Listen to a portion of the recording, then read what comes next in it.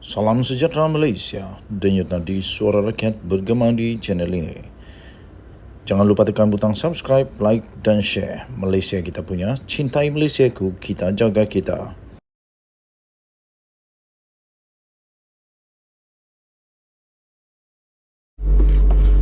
Salam sejahtera Malaysia, denyut nadi suara rakyat bergema di channel ini. Ini berita amat mengejutkan. Seluruh Malaysia pasti tak percaya dengan benda ni, tapi betul-betul terjadi. Pernahkah anda jumpa 38 juta wang tunai? 38 juta wang tunai. Pertama, kedua, pernahkah anda melihat 200 kilogram emas? Wow. Huyo, kalau ini memang tak apa punya kaya lah. Tapi yang mengejutkan, seorang datuk ini ditahan. Datuk ini ditahan bersama dengan 38 juta wang tunai dan emas sebanyak 200 kilogram.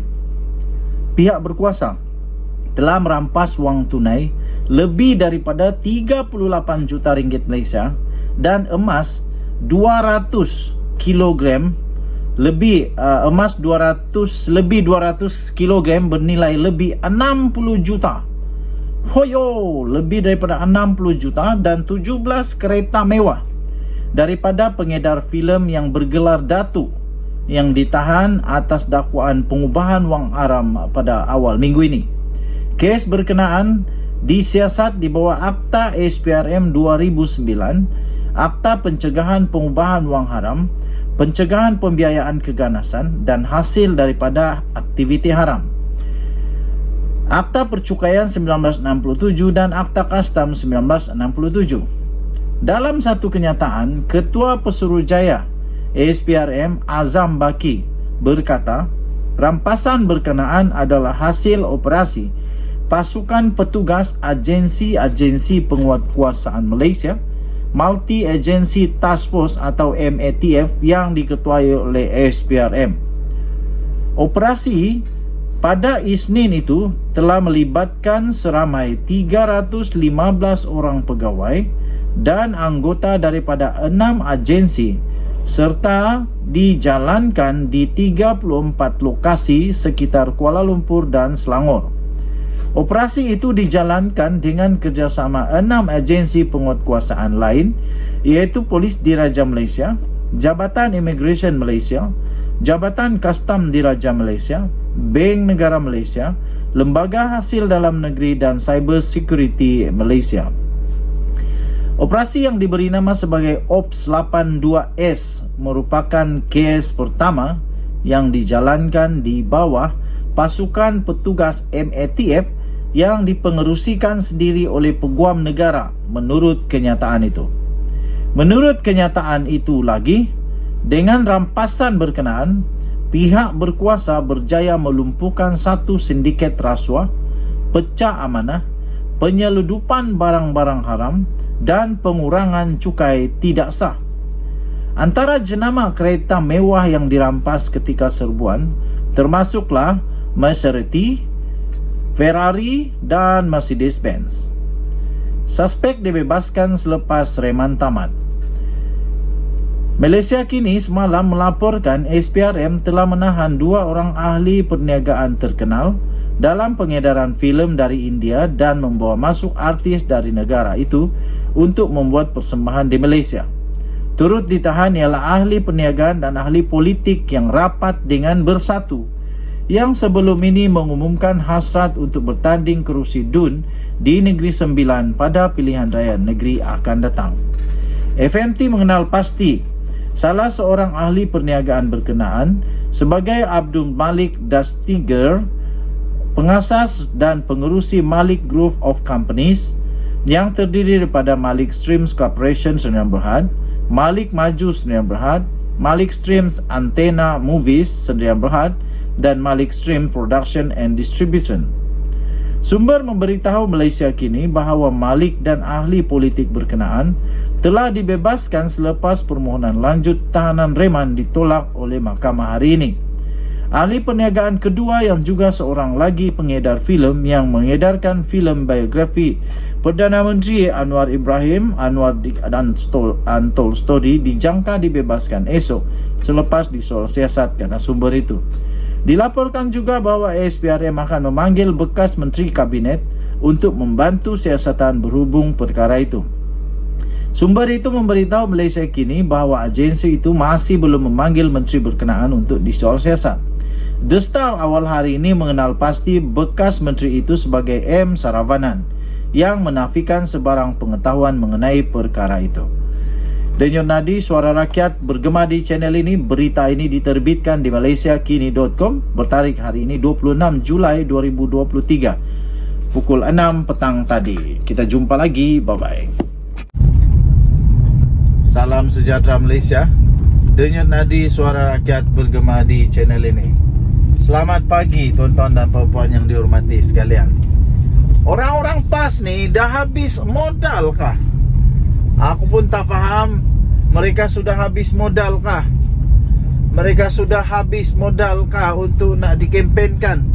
Setiap kali kempen suka sangat nak bandingkan dengan orang punya tempat, orang lain. Yang itulah yang terjadi kepada Sanusi juga tahu.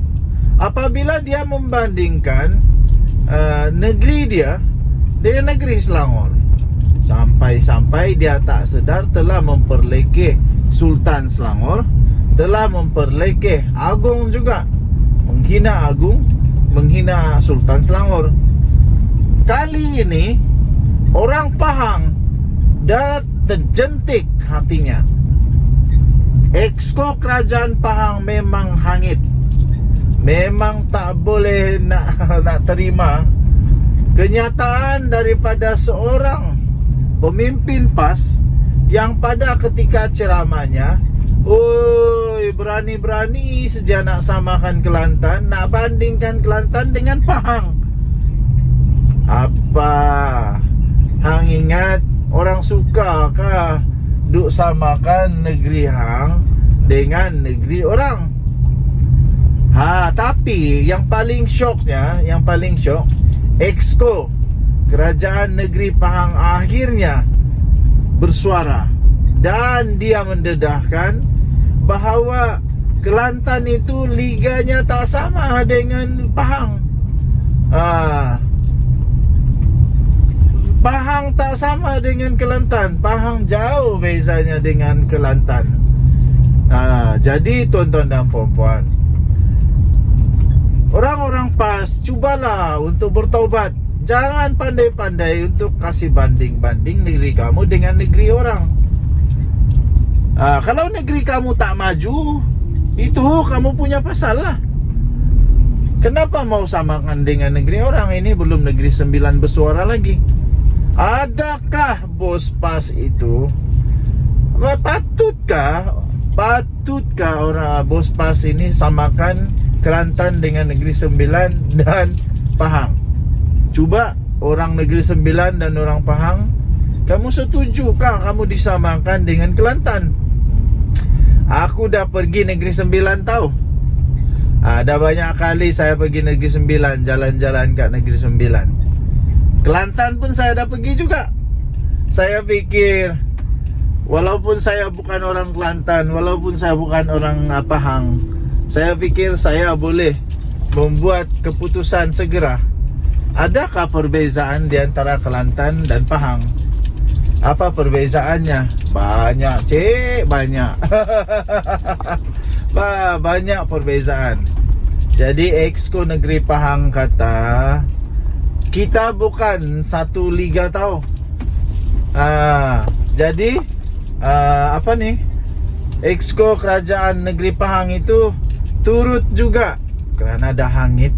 Memanglah siapa tak hangit kalau dibandingkan dengan negeri yang salah. Lepas tu dia kata begini, dia bagi pula bukti-bukti kukuh yang menunjukkan bahawa pemimpin PAS ini dah bengong, dah tak erti nak berucap, dah kehabisan modal nak berkempen. sehingga dia dah tak tahu nak kempen apa. Kempennya hanya tinggal satu, banding-banding dengan negeri lain. Lebih baiklah kau kasih maju negeri kau daripada kau pergi kasih banding dengan negeri orang lain. Jangan pula lepas ni dibanding pun pula dengan negeri yang lain. Aku fikir ramai orang tak setuju dengan perkara ini. Kita jumpa lagi. Bye-bye. Salam sejahtera Malaysia. Denyut nadi suara rakyat bergema di channel ini.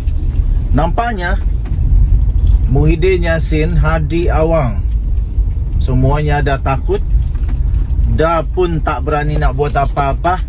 Dan ini seolah-olah mengesahkan bahawa benda itu betul. Baru-baru ini Datuk Seri Anwar Ibrahim, Perdana Menteri Malaysia, mendedahkan di dalam ceramahnya, dan turut juga Datuk Seri Anwar Ibrahim turut mencabar supaya pemimpin-pemimpin Perikatan Nasional dicabar supaya menyaman Anwar Ibrahim kalau dia memfitnah. Anwar Ibrahim kata Perikatan Nasional makan duit haram dengan judi, dana judi. Datuk Seri Anwar Ibrahim kata Perikatan Nasional pakai duit judi selama ini untuk dana parti. Lepas itu dia cabar kalau berani saman dia kerana dia dedah itu. Pernah satu ketika Muhyiddin Yassin bukan main lagi, dia menafikan dan dia kata dia nak saman Anwar. Dia nak saman. Sampai tiba-tiba ada seorang businessman jumpa SPRM, bawa bukti tentang duit dana judi itu. Lepas dari itu, Muhyiddin Yassin yang betul-betul kononnya berani mau saman Anwar itu diam. Dia jadi diam. Dia tak berani. Sampai sekarang lebih kurang 2-3 hari dah video ceramah Datuk Seri Anwar Ibrahim di mana dia mendakwa bahawa Perikatan Nasional memang ada pakai duit haram dana judi.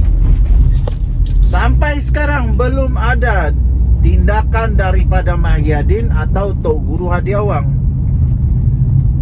Adakah ini membuktikan bahawa Perikatan Nasional, PAS dan PPBM bersatu? Kedua-duanya di dalam Perikatan Nasional. Adakah ini membuktikan bahawa mereka memang pakai duit haram, duit judi untuk dana politik? Adakah selepas ini tiba-tiba Hadi Awang cari lagi satu fatwa, cari lagi satu alasan baru nak yakinkan kepada ahli-ahli PAS, ahli-ahli Perikatan Nasional bahawa wang itu tak haram?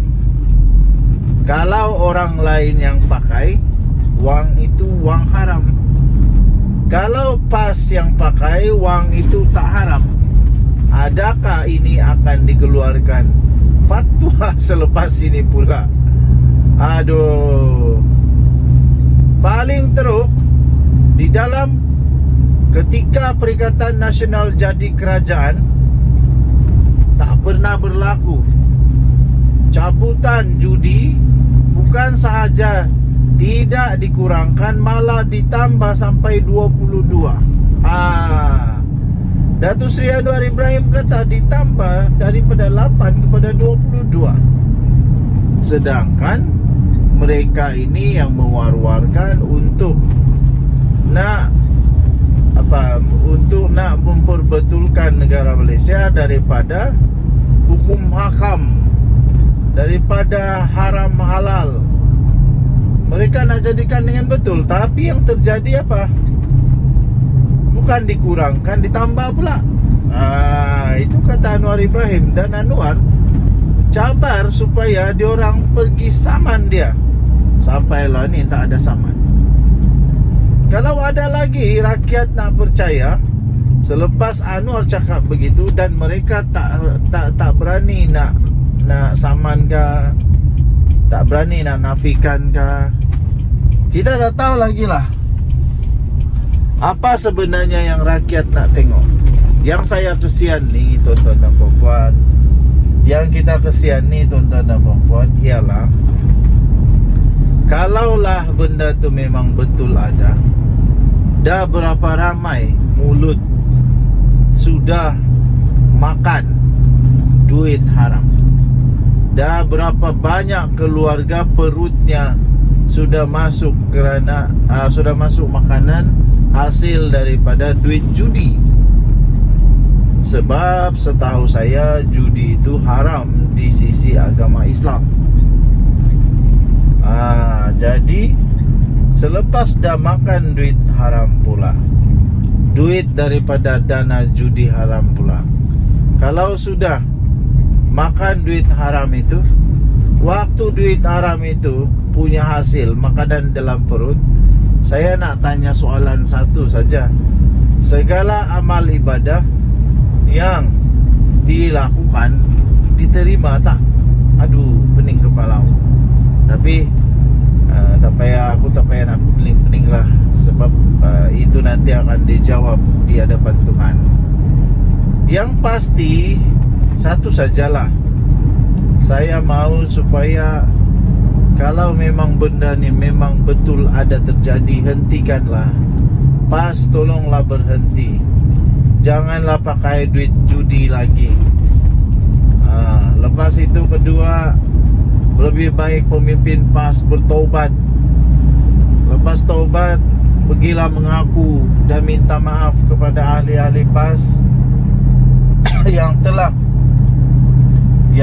termakan duit haram daripada judi ni. Kesian tau. Depa ni tak tahu pun daripada makan duit daripada dana judi haram. Mereka tak tahu pun mereka dah makan duit dana judi. Jadi tak adil bagi mereka untuk dapat dosa kalau dosa lah. Okey. Jadi di manakah keberanian Mahyadin Mat Yassin yang hari itu berapi-api nak saman Anwar? Kalau tak ada tindakan, apalagi tak ada pun kenyataan menafikan. Apalagi kalau tak ada pun kenyataan menafikan, ini memang seolah-olah mengiyakan. Seolah-olah ya betul lah itu, kami dah tak boleh buat apa-apa, kami dah kantoi, macam begitu. Jadi kita tunggu apa tindakan seterusnya daripada pemimpin PH, daripada pemimpin PH pula, daripada pemimpin Perikatan Nasional. Adakah mereka berani menafikan? Adakah mereka berani untuk kata tak ada? Adakah mereka berani untuk saman Anwar? Inilah yang kita nak tengok ni. Dan yang tadi Suara Rakyat bergema di channel ini. Bye-bye.